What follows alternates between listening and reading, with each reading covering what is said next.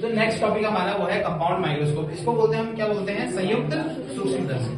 ये बहुत important topic है, पिछली बार ये आया नहीं था, इससे पिछली बार भी नहीं आया था, इस बार आने की संभावना है। ठीक है, कंपाउंड माइक्रोस्कोप क्या होता है, बायोलॉजिकल इंस्ट्रूमेंट है। बायोलॉजी वाली जो लैब होती है वहां पे जो सबसे ज्यादा यूज होता है ये। ठीक है, ये एक्चुअली होता है किसके लिए है, छोटी से छोटी चीजों को बड़ी दिखाने के लिए होता है। ठीक है, इसमें इसका जो वर्किंग है वो क्या होता है, अगर कोई दो कॉन्वेक्स लेंस को अगर आप एक साथ लगाओगे, कोएक्सियली लगाओगे, तो तब आपको जो पहला जो कॉन्वेक्स लेंस होता है वो क्या दिखेगा, वो जो इमेज है आपकी उसको थोड़ा बड़ा बनाएगा, और जो दूसरा कॉन्वेक्स लेंस है वो जो इमेज है उसको ही क्या करेगा, थोड़ा सा मैग्नीफाई करके दिखाएगा।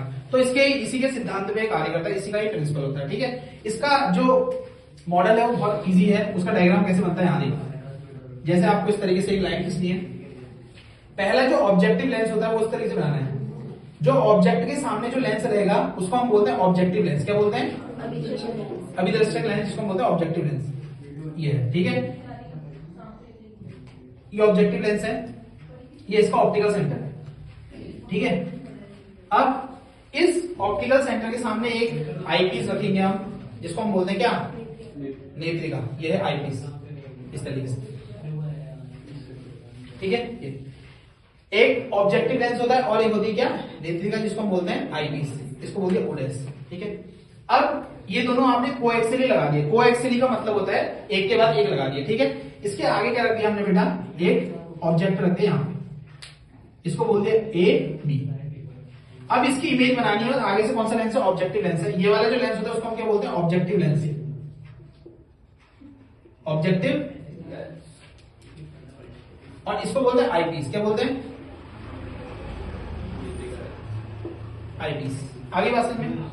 अब जैसे ही यहां से एक रे आती है, नियम तो आपको पता ही होंगे, कोई रे आती है तो क्या होती है, आगे जाके किससे मिलती है, फोकस से। किससे मिलती है, फोकस। तो ये फोकस हो गया किसका, ऑब्जेक्टिव लेंस का फोकस, एफ हो गया। आगे बात समझ में। और कोई रे ऑप्टिकल सेंटर से आती है, किससे आती है, तो वो ऑप्टिकल सेंटर से ही आगे को बढ़ जाती है, किस तरीके से, ये आगे यहाँ पे इमेज बना देगी, एक प्रतिबिंब बना देगी, इमेज जिसे हम बोलते हैं इस तरीके से। इसने इसकी इमेज बनाई है, ये हो गया बी डैश ए डैश, क्योंकि आपको पता है ये कौन सा लेंस है, कॉन्वेक्स लेंस है, तो इमेज क्या बन गई, रियल इन्वर्टेड इमेज, उल्टी इमेज बन गई है। ठीक है, कोई दिक्कत वाली बात तो नहीं है। इसको इस ऑब्जेक्ट की इमेज बन गई है, ऑब्जेक्टिव लेंस से बनाई है इस तरीके से। आगे बात समझ में। अब हुआ क्या, जो आईपीस होता है, क्या होता है, आईपीस क्या करता है, ये जो ऑब्जेक्टिव लेंस की इमेज, ऑब्जेक्टिव लेंस ने ऑब्जेक्ट की इमेज बनाई है, वो क्या लेता है, इसको object as a object consider करता है इसको, एंड देन उसके बाद क्या होता है, यहां से पैरेलल गई है, इसको हम आगे जाएंगे तो ये फोकस से जाएगी। ये फोकस किसका, आईपीस का, और दूसरा वे क्या है, ऑप्टिकल सेंटर से गई है, तो ये ऑप्टिकल सेंटर से ऊपर को चली जाएगी। आगे बात समझ में। अब इसको हम पीछे को डाइवर्स करते हैं, पीछे को डाइवर्स करेंगे तो ये इमेज बनेगी कुछ इस तरीके से, कहीं पे यहाँ पे इस तरीके से, यहाँ पे इमेज बन जाएगी, B double dash A double dash. आगे बात समझ में, यहाँ पे इमेज बन गई इस तरीके से, और यहाँ पे हमने, यहाँ से हमने इस तरीके से ये आई है, जहां पे हम क्या कर रहे हैं, इसको देख रहे हैं। आगे बात समझ में, ये आई से हम इसको देख रहे हैं, और यहाँ पे क्या हो रहा है, इमेज बन रही है, यहाँ पे फाइनल इमेज ये है, फाइनल इमेज है ये A double dash B double dash. समझ में आ गया। अब इसको एक बार और अच्छी तरीके से बताते हैं। यह ऑब्जेक्ट क्या है, ऑब्जेक्ट, ये ऑब्जेक्ट इसको बोल दिया यूओ। क्या बोल दिया, यू। ऑब्जेक्टिव लेंस का ऑब्जेक्ट हो गया, यहां से ये हो गया वी ओ। वी ओ मतलब ये ऑब्जेक्टिव जो लेंस है, इसने ऑब्जेक्ट की इमेज बना दी यहाँ पे, वी ओ। समझ में आ गई बात, कोई दिक्कत वाली बात तो नहीं है। ठीक है, इसके बाद क्या हुआ, यहां से यहां तक क्या होगा, यहां से यहां तक क्या है, यू ई। यू ई मतलब ये जो आईपीस है, आईपीस के सामने जो इमेज बनी है वो आईपीस के लिए क्या बनेगी, ऑब्जेक्ट का काम करेगी, और यहां से यहां तक की दूरी क्या है, वीई। क्या है, वीई। ये बनाई फाइनल इमेज। आगे बस में ये फाइनल इमेज। तो जो ऑब्जेक्टिव लेंस है, यहाँ पे क्या ऑब्जेक्ट है, उस ऑब्जेक्ट, इस ऑब्जेक्टिव लेंस ने इस ऑब्जेक्ट की इमेज बनाई है यहाँ पे वीओ। समझ में आ गई बात। और ये आईपीस के लिए, आईपीस जो लेंस है, और इस इमेज को आईपीस एज अ इसको क्या करेगा, ऑब्जेक्ट कंसीडर करेगा और उसकी इमेज बना देगा यहाँ पे। आगे बात, ये इमेज बनेगी वर्चुअल। क्या बनेगी, वर्चुअल, सीधी बनेगी। कैसे, क्योंकि आपको पता है कि जो फोकल लेंथ है किसकी, आईपीस की, वो इसके बीच में है, एफ ई, और इन दोनों के बीच में जब वो चीज आती है तो क्या होता है, इमेज उसी के आगे बन जाती है, ये भी आपको पता है, इमेज फॉर्मेशन वाला आपने ये चीज करा होगा, ठीक है। तो यहाँ पे हमारा यूओ वीओ, मतलब ये इमेज ऑब्जेक्ट है किसकी, ऑब्जेक्ट है किसका, ऑब्जेक्टिव लेंस का। वीओ मतलब इमेज है किसकी, ऑब्जेक्टिव लेंस की। जो वीओ है वो आईपीस के लिए क्या ऑब्जेक्ट है यूई, और उसने एक इमेज बना दी है। समझ में आ गई बात? यहां तक तो सही है, लेकिन जब इसका मैग्निफिकेशन आता है, ज्यादा प्रॉब्लम किसमें आती है, मैग्निफिकेशन निकालने में। किसमें? मैग्निफिकेशन या मैग्नीफाइंग पावर। अगर मैग्नीफाइंग पावर निकालने है आपको, वो भी, उसके लिए आपको कुछ फॉर्मूले याद करने हैं, लेकिन वहां तक आप कहां पहुंचोगे, फॉर्मूले तो आप लिख लोगे, लेकिन वहां तक आप कैसे पहुंचोगे देखना है। सबसे पहली बात, मैग्निफिकेशन क्या होता है? मैग्निफिकेशन ये होता है कि एंगल जो बनता है किस पे, आई पे। किस पे? आई पे ऑब्जेक्ट के द्वारा और इमेज के द्वारा जो एंगल बनता है उसको बोलते हैं मैग्निफिकेशन। क्या बोलते हैं? मैग्निफिकेशन। तो मैग्निफिकेशन का फॉर्मूला क्या होता है? M इज टू 10, वैसे तो होता है बीटा बट्टे अल्फा। ये बीटा क्या है? एंगल जो इमेज से आंख पे बनेगा। अल्फा क्या है? जो ऑब्जेक्ट से आंख पे बनेगा। आगे बात समझ में? मैग्निफिकेशन। लेकिन बीटा अल्फा से वैल्यू नहीं निकलेगी, इसीलिए हम इसको क्या ले लेते हैं, M is to 10 beta upon 10 alpha. ये है। अब समझना ये एंगल कैसे लेने, जरा ध्यान देना। फाइनल इमेज क्या है? A double dash B double dash, इससे आंख में। समझ में आएगा? अब आपको लग रहा होगा ये आई बहुत दूर है, नहीं। जब आप माइक्रोस्कोप में देखते हो तो आंख बिल्कुल चिपकाते हो ना उस पे, तभी तो दिखता है, या दूर से ही दिख जाता है, वहीं पे दिखता है। तो इसने जो एंगल बनाया है उसको यहां पे ले लेते हैं क्या, बीटा। ये वाले एंगल जो A double dash B double dash ने कौन सा एंगल बनाया है, बीटा। समझ में आने बात? और ऑब्जेक्ट ने कौन सा एंगल बनाया है, इसके लिए हमें यह करना पड़ता है, ऑब्जेक्ट को थोड़ा आगे को खिसकाना पड़ता है जहां पे इमेज है। तो इस ऑब्जेक्ट को हम यहां पे खिसका देते हैं, जैसे यहाँ पे B डबल डैश है। अब समझना बेटा, ये ऑब्जेक्ट को हमने यहीं पे खिसका दिया, इसकी जगह पे लिया है ऐसे करके यहाँ पे, और यहाँ पे लिख दिया P। क्या लिख दिया? P लिख दिया। यहां से ये ऐसे करके एंगल हमने बनाया, यहाँ पे बन गया अल्फा। क्या बन गया? मैंने आपसे क्या बोला था, मैंने आपसे बोला था कि मैग्निफिकेशन क्या होता है, आंख पे बनने वाला कोण, आंख पे बनने वाला एंगल जो किसके द्वारा बना होगा, इमेज के द्वारा और ऑब्जेक्ट के द्वारा। फाइनल इमेज के द्वारा और ऑब्जेक्ट जो है इनिशियल ऑब्जेक्ट है उसके द्वारा। तो फाइनल इमेज से तो हमने बना दिया क्या, बीटा। समझ में आ गई बात? लेकिन अल्फा हमसे बन नहीं रहा था क्योंकि ऑब्जेक्ट नहीं पता, तो उसको हमने आगे को कंसीडर कर लिया। क्या कर लिया? आगे को कंसीडर कर लिया। समझ में आ गई बात? अब हम एक ट्रायंगल हम लेते हैं, दोनों ट्रायंगल, ठीक है। tan बीटा की वैल्यू कैसे आएगी, in triangle A dash A double dash B double dash O dash. इस ट्रायंगल में से तो बीटा की वैल्यू आएगी in triangle A double dash B double dash O dash. आगे बात समझ में? इसमें हमें tan बीटा की वैल्यू निकालनी है, ठीक है। कैसे निकलेगी अब देखो, tan बीटा की वैल्यू कैसे निकलेगी? tan बीटा बराबर क्या होता है, परपेंडिकुलर और बेस। तो परपेंडिकुलर क्या है, A double dash B double dash. तो tan beta is equal to perpendicular कितना है, A double dash B double dash. ये है ना परपेंडिकुलर। बेस क्या है, B double dash O dash. क्या है, B double dash O dash. ये हो गया। समझ में आ गई बात? क्लियर हो गया उसका? समझ में आ गया?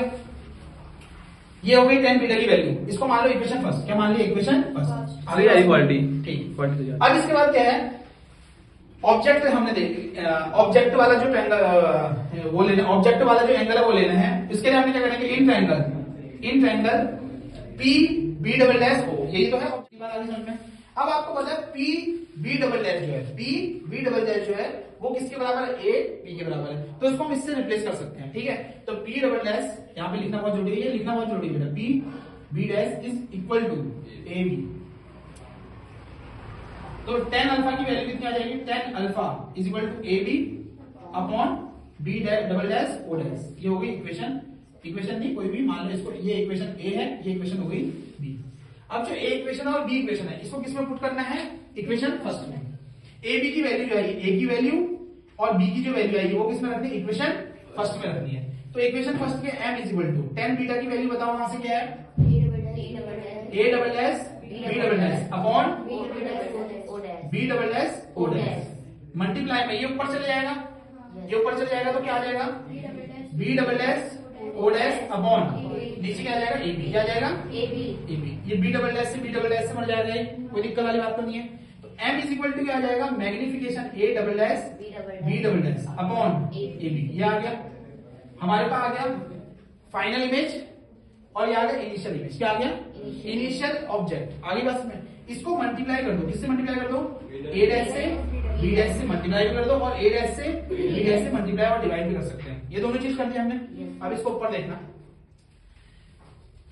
जब हमने ये करा, अब यहां देखो magnification is equal to A dash B dash upon A B multiply में A double dash B double dash upon A dash B dash. इसको आगे पीछे लिख सकते हैं हम, आगे बात समझ। अब देखना बेटा, ए डैश बी डैश क्या है, इमेज है इसकी, जो इनिशियल ऑब्जेक्ट था उसकी इमेज है, और उसके नीचे रेशियो में क्या है, वो जो जिसका इमेज बना मतलब ऑब्जेक्ट है।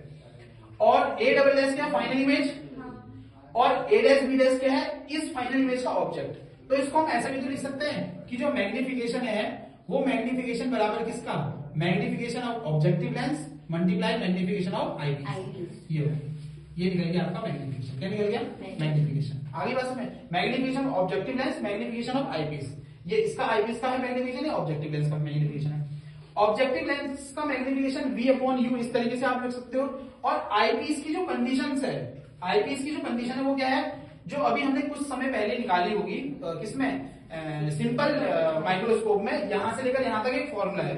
तो एम ई की वैल्यू तो वही आ जाएगी जो फॉर्मूला जो हमने वो रखा, और एम ओ की वैल्यू क्या आ जाएगी, जो नॉर्मल मैग्निफिकेशन है। तो ये नॉर्मल मैग्निफिकेशन होता है, ठीक है। इस तरीके से आप इसको कर सकते हो। सबसे पहले इसका डायग्राम बहुत इंपॉर्टेंट है, ठीक है। मैं एक और बार रिकैप कर देता हूँ। आपको एक लेंस बनाना है और फिर दूसरा लेंस बनाना है, दोनों को कोएक्सियल ही रखना है। जो पहला लेंस है वो होता है ऑब्जेक्टिव लेंस, जिसको आप बोलते हो क्या, अभिदर्शक लेंस। और जो ये वाला होता है आईपीस, जिसको हम बोलते हैं नेत्रिका। इसके बाद यहाँ पे ऑब्जेक्ट रखना है, ऑब्जेक्ट से ले जाएगी पहला, उसके बाद ये फोकस से जाएगी और दूसरी ऑप्टिकल लेंस से एक इमेज बना देगी, ठीक है। उस जो इमेज बनी हुई है, इस ऑब्जेक्ट की जो इमेज बनी हुई है, आगे जाके जो लेंस होगा वो उसके लिए क्या बन जाएगी, ऑब्जेक्ट का काम करेगा और उसका इमेज आगे बना देगा। आपका ये क्वेश्चन होना चाहिए, सर इसकी इमेज जब इसके लिए ऑब्जेक्ट का काम कर रहे हो, इसकी इमेज आगे क्यों नहीं बनी। जैसे इसकी इमेज यहाँ पे आगे बनी है, इसकी ये जो ऑब्जेक्ट है इसकी इमेज आगे क्यों नहीं बनी, वो इसलिए बनती है क्योंकि यहाँ पे जो हमारा जो आईपीस होता है, ये बहुत बड़ा आईपीस होता है, इसका एपर्चर बहुत बड़ा होता है, इसकी फोकस दूरी बहुत ज्यादा होती है। तो इसकी फोकस दूरी के बीच में हमने ऑब्जेक्ट रखना है। क्या रखना है, इन दोनों के बीच में। तो आपको पता है जब इन फोकस दूरी और ऑप्टिकल सेंटर के बीच में कोई ऑब्जेक्ट होता है तो उसकी इमेज वही बनती है आगे जाके, और वो सीधी इमेज बनती है। ये फाइनल जो आपका जो आपने इमेज फॉर्मेशन करी है, इमेज फॉर्मेशन का जो लास्ट वाला जो केस है वो ये है। तो ये इसके फोकस के बीच में रख दिया, फोकस और ऑप्टिकल सेंटर के बीच में रखी हुई है ऑब्जेक्ट। इसकी इमेज जो है वो ऑब्जेक्ट इसका काम करेगी और तब जाके इसकी इमेज यहाँ पे बड़ी बनेगी। तो ये फाइनल इमेज है। आगे बात में इसका एक और केस है जब आपको इमेज इन्फिनिटी में दिखेगी, जिसमें देखिए इन्फिनिटी, वो भी बहुत ईजी केस है, उसको भी आप कर लीजिए, ठीक है। नोट कर लो इसको।